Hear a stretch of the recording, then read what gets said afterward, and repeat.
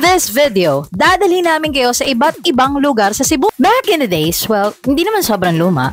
You may be familiar with decision game, whereas ang gagawin mo bilang player is magde-decide ka sa dalawang choices for a couple of seconds. Once you chose, that will determine the course of the game. So technically, ikaw ang gumagawa ng story mo. And making quick decisions is essential sa pagde-travel. Now, the question is, paano namin i-squeeze ang 72 hours to roam around Cebu? Despite of the fact that we plan ahead and made itinerary, there are still moments we need to make quick decisions, and our patience had been tested.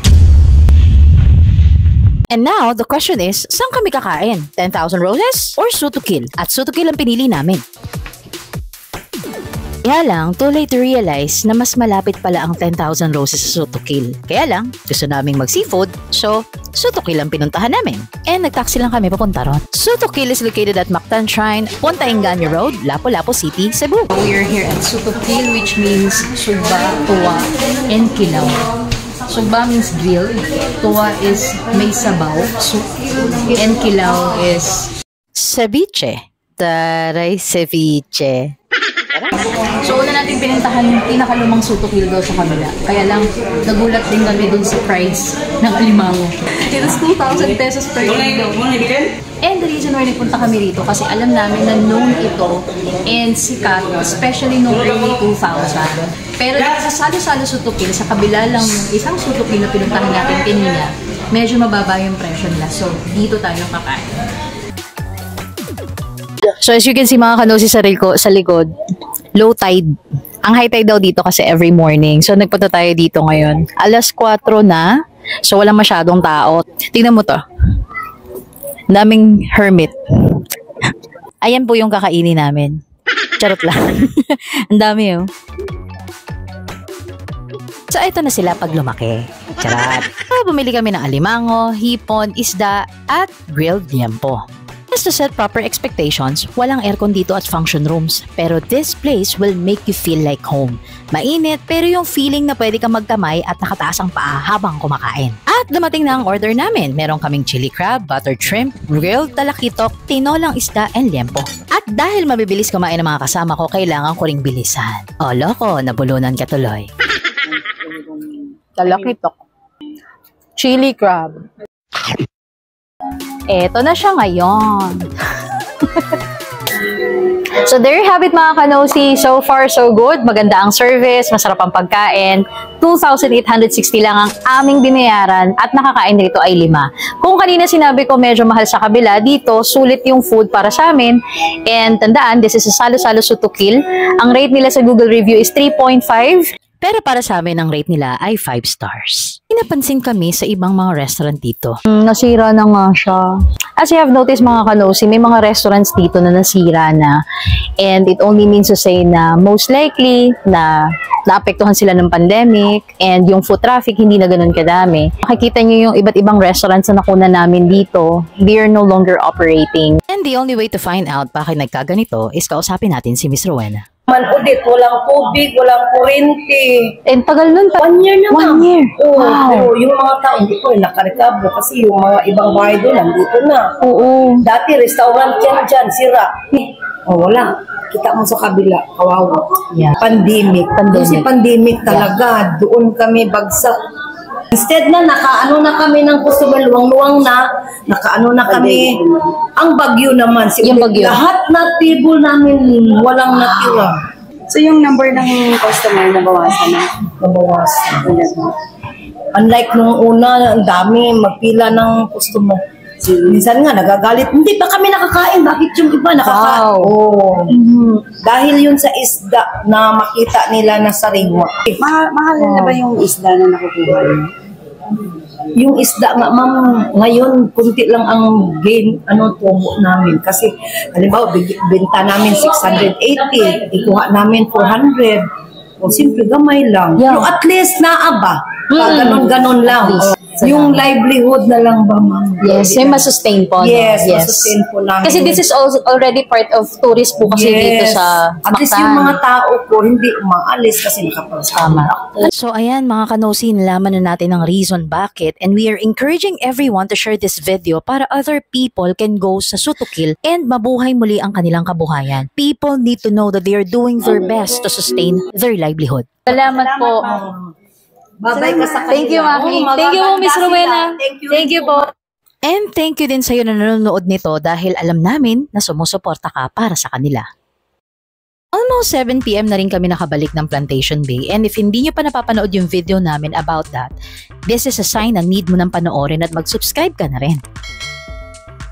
And the rest of our day was spent sa Plantation Bay.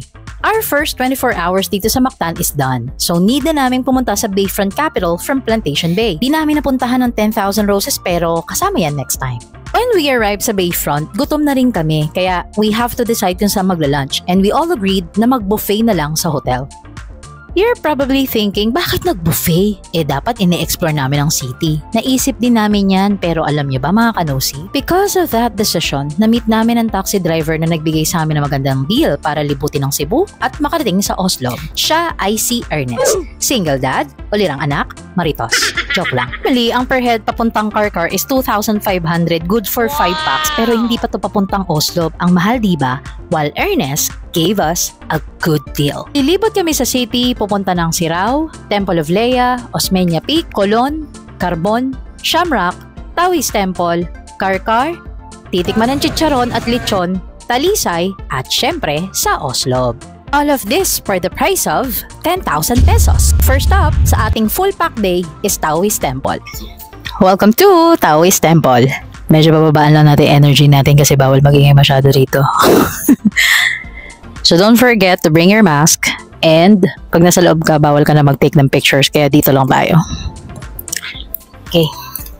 Cebu Taoist Temple was built in 1972 and 360 feet above sea level. A breathtaking place at sigurado mauubusan ka rin ng hininga, kaya napag-isipan namin kung aakyat pa ba kami or hindi na. Ang sagot, hindi na. Hingal yarn.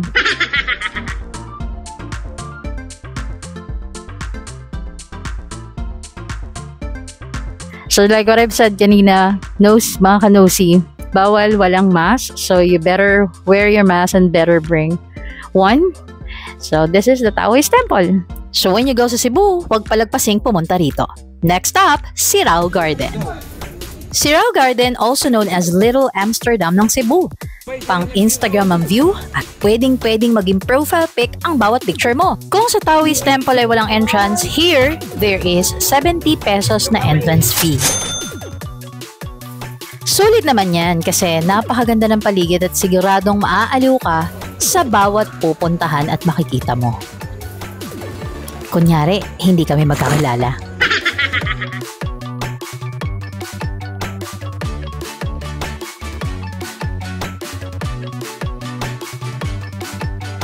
Kahit na mainit, hindi ka mangingiming magpa-picture, kaya hindi kami nagpahuli. Hanapin niyo ako. Nang kasama ko. Once again, Sirao Garden. Let's go to our next stop. Our next destination, Temple of Lea. Isa ito sa mga tourist attractions na pwedeng i-add nyo sa itinerary going to Cebu City.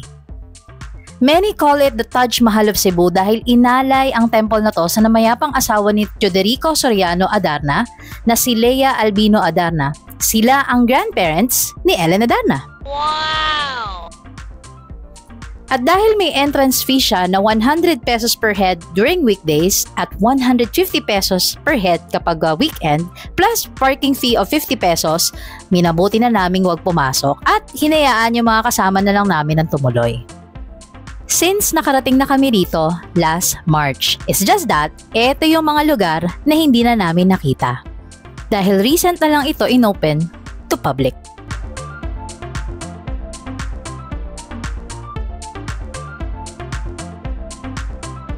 Hindi mawawala sa listahan ang oldest street in the Philippines. Walang iba kundi ang Colon Street, named after Cristobal Colon, also known as Christopher Columbus, at binilt noong 1565. Since nasa Colon ka na at mahilig sa mga ancestral house, i-add mo na din ito sa list mo.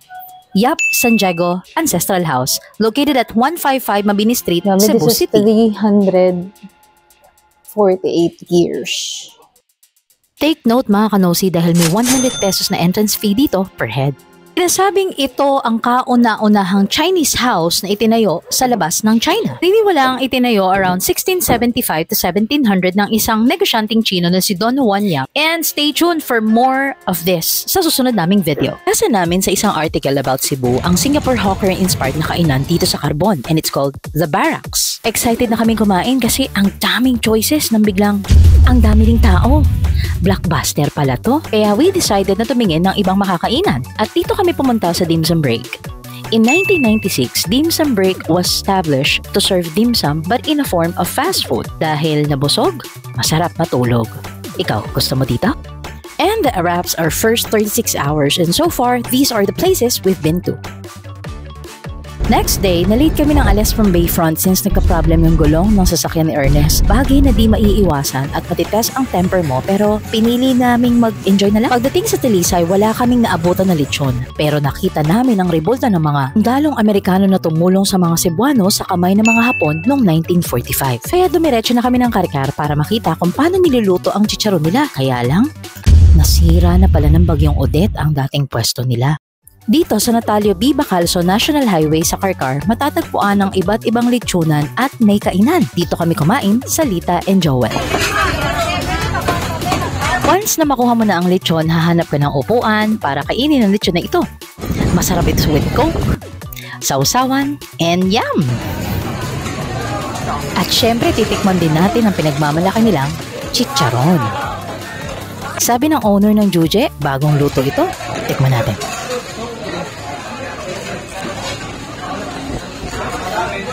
Ha? Ang init. Bagong luto. Yes. Sabi ang init. Ganito pala yung lasa ng fresh chicharon. And right across the street, makikita ang sikat ng chicharonan na ang pangalan ay Matmat. Kaya lang, here, ang chicharon ay 1,000 pesos. While sa Juje is 800 pesos. Kaya doon kami bumili kasi masarap din naman. Nakakuha kami ng libre. Sabi ni Kuya, panghalo daw to sa munggo. Yung kalimutan, Juje. Ito na rin kami bumili na iba pang pasalubong katulad ng ampaw, turones, pinasugbo, at marami pang iba. Maraming pagpipilian. And it's our honor to meet the lovely owners of this store. After this, tumuloy na kami sa aming biyahe papuntang Oslo. And on our way, di namin pinalagpas na hindi bumili at tikman ang famous torta ni Ma'am Procy na matatagpuan sa Dalaguete, Cebu. Welcome to Watch Out! Ang ibig sabihin ni Kuya ay mag-watch at mag-subscribe. Torta is a mamon na sweet and spongy pastry na nag-originate sa Cebu. Mainit pa yung nabili namin. Tamang-tama sa malayo-layo pa naming biyahe. Along our way, di namin pinalagpas sa mga historical sites na to sa Bolhoon, Cebu. Di na kami nakadaan ng Osmeña Peak kasi pagod na rin yung kasama naming senior at late na rin kasi kaming nakaalis sa city. Isa sa mga nakapuka ng pansin namin ang eskwelahan na ito na itinayo noong 1940. Ang lakas maka-horror dito. Actually, kapag ka sumilip ka, mamaya bigla sumilip dito. ang lakas niya talaga maka-horror house. But don't worry mga kanosi, hindi naman talaga siya nakakatakot. And more of these historical places sa susunod naming mga video. Hapon na nung nakarating kami sa Seascape, dito kami magstay para sa aming trip sa Oslo kinabukasan. It's time for us to rest. Good morning! At eto na ang pinakahihintay naming mapuntahan, ang Oslo Whale Watching. 45 minutes in travel time from Seascape to Oslo. Pagdating doon, magre-register, makikinig sa orientation, maghihintay na tawagin ng number para sumakay sa bangka. Sobrang daming tao. That's why it's best to go here ng around 5 a.m. Entrance fee is 500 pesos per head. Ask me how long kami naghintay. Gugustuhin mong sukuan. Pero dahil nandito na kami at pangarap namin ma-experience to, nagtiyaga kami at in-enjoy na lang namin ang paghihintay. After 48 years, it's our turn.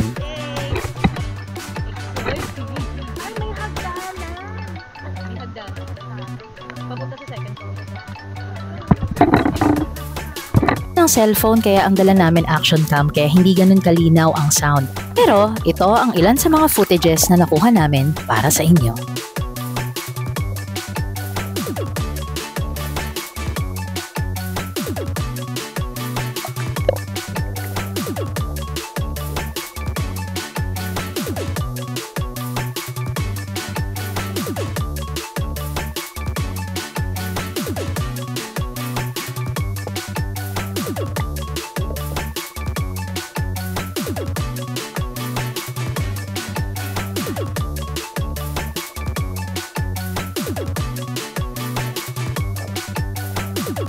What an amazing experience to encounter this gentle giant at tulad mo, isa lang din ito sa bucket list ko. Everything is possible, all you have to do is to believe. Believer talaga ako ng dream board kaya kung dati pangarap lang to, ngayon isa na siyang pangarap na natupad.